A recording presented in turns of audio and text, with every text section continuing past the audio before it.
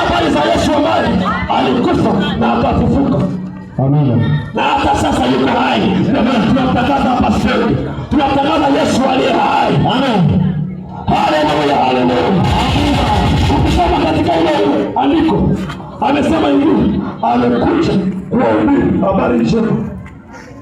Habari njema ni za watu ambao wamekata tamaa.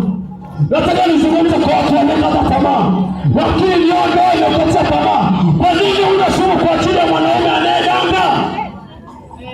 Kina mama mnaonisikiliza, kwa nini uhangaike kwa ajili ya mwanaume anayedanga? Yesu amekuja hivi kwa ajili ya kukutia moyo. Amen. Amina. Kwa nini unaacha ndoa yako kwa ajili ya kaduti kadogo tu kanatembea na mume wako? Kwa nini unamkana Yesu kwa ajili ya kadhambi kadogo? Kwa nini uache imani yako kwa ajili ya dhambi ndogo ndogo?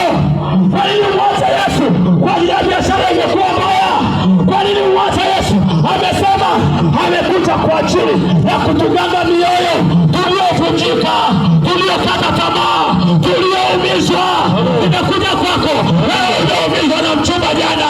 Yesu amekuja kwa jioni ya leo kukutangazia, kukutia moyo. Haleluya.